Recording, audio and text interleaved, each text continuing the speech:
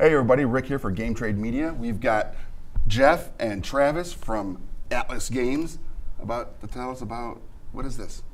This cursed court. This is Cursed Court, and we're super excited to show it off to people because the way to find out about this one is by seeing the gameplay, and so we want to kind of show you how that goes today. You ready? I'm ready. I'm ready Awesome. to make my So we are all minor nobles in this court, and we have very limited influence and reach, and the way we need to improve our position is by figuring out what these 9 major nobles are going to do in the course of the game. So we're going to figure out who's going to be active, hitch our wagons to them, try to improve our position.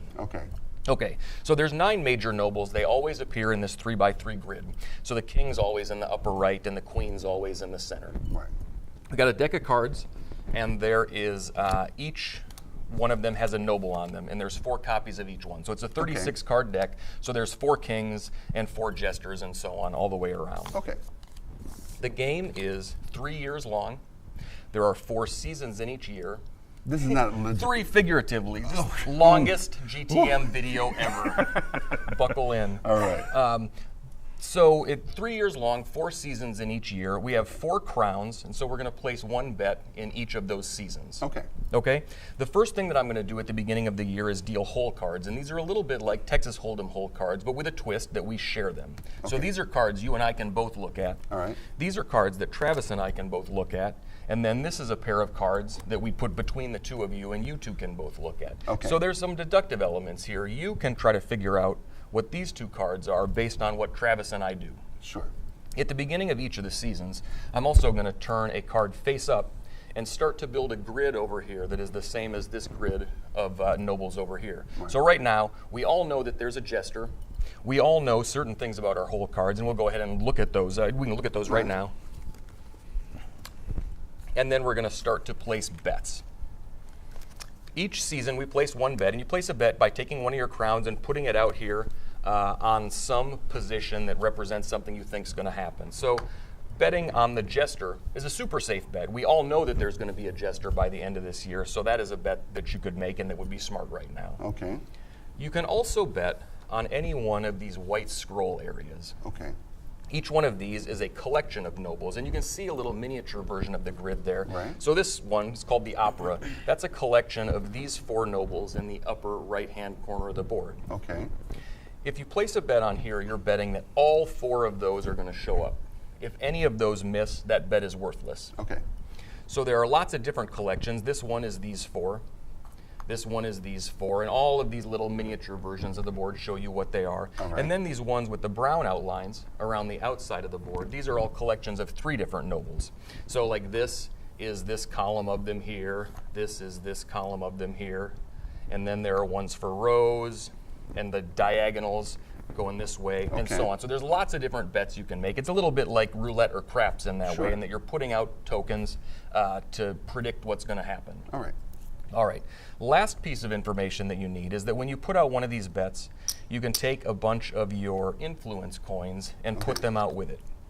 So if I put 4 coins here on the jester, what that means is that if you want to take over that position, only 1 bet per place, if you want to take over that position, you must double my bet. Wow. So you got to come out with 10 to kick me off, and if you do that, then I'm going to have to bet somewhere else. Right. Okay? I like it. That's Cursed Court. The only other thing, I guess, is that these all pay off at different rates. I'll show you how that goes when we get to the end. We'll keep your victory conditions secret until you see whether you won or not. Perfect. I want to go ahead and show everybody what the artwork on this card looks like. All right, and there's the artwork on the jester, and all the artwork on all the cards are just beautiful. Thank you. They're amazing. Lee Moyer did a fantastic job on the illustrations for this game.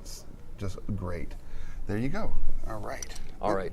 So in each season, the first player token is going to tell us who goes first. So I'm going to go ahead. I'll take 3 coins, and I'll make that bet right on the jester. And so then it's your turn, and we'll just go around per season. So this is the spring. The spring. And I'm going to make my bet on this opera. Awesome. I am going to bet on the sacrifice. All right. Wow. So since we all have 1 crown on the table, we can end the spring. Okay. So we start the summer by passing this to you, and then we get another card, and it's your bet. So we got a king now. And I'm just going to preserve this 3x3 grid over here, which makes us easy to see which nobles are in play. Okay, and it starts on me. Yep. All right, so I will do another 4 on this diagonal.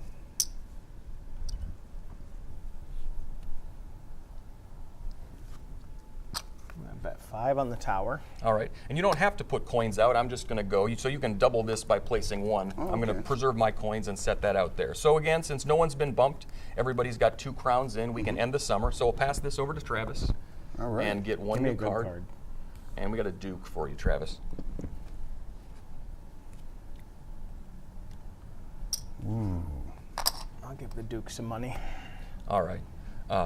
So I think that I'm going to be better match with this Duke. So I can take 6 coins to Travis's 3 and kick him off of there and take that over. So now it's your bet.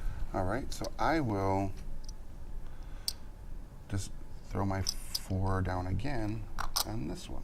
Okay, so now we've been around the table, but everyone does not have 3 coins in because Travis got bumped. So now he has to go again before we can end the autumn season. And if he bumps someone else, they'll have to go again. We can't end the autumn until everybody has got 3 coins in. I think the king needs to die. Come on, Regicide. All right. Wow. All right. So then we can pass this and we can start the winter season. We get a card for that.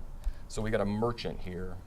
And as the first player, so now we can see that this entire bet is up. So I'm just going to move in huge on that to prevent either of you guys from taking those points over from me. That is a good spot. So this is the winter season? Yep, so this is the last crown you will place in the game. Okay, and I am going to do that here. Okay? No, we'll just do the revolt. Okay. So now everybody has all of their crowns in, so we can end the winter and do the scoring for this first year of the game. And then the full game will be 2 more versions of this since the game's 2 years long. So we take all these, we put them up here wherever they go. So we got a second king, we've got a priestess, there's another duke, there's an assassin, there's a sorceress, and there's another jester. So then we just go around and score. I'll show you how mine went first if I can remember what color I am. I'm scored green. horribly. All right, so this tournament paid off. The tournament is a bet on these 3, and all 3 of them showed up. The sets of 3 nobles, they all have brown outlines, and so they always score 3 points. All right. So it's important to note that the stack of your chips does not matter at all in terms of what your score is for that location. This is only to defend this location from you goofballs trying to knock me out of it.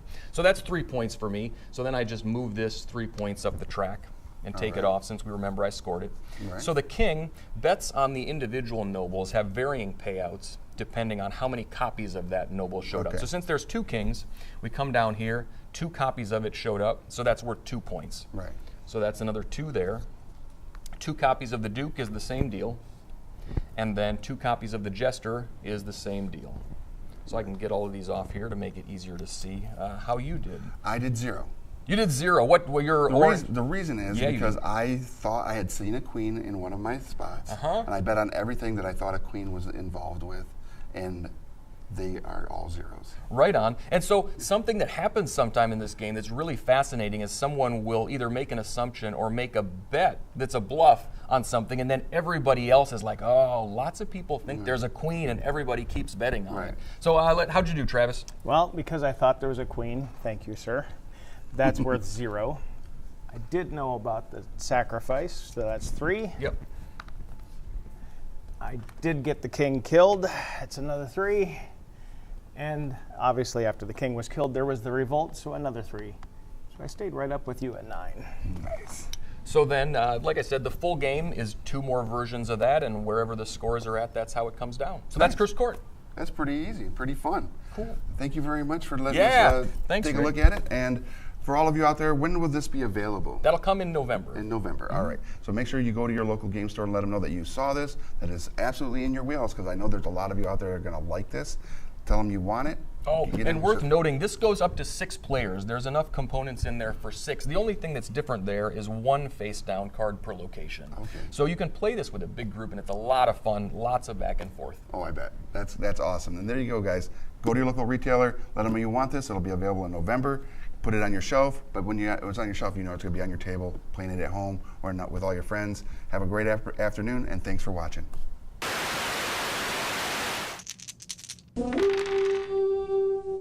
Don't forget to subscribe to Game Trade Media. Leave a like and comment on what videos you'd like to see next.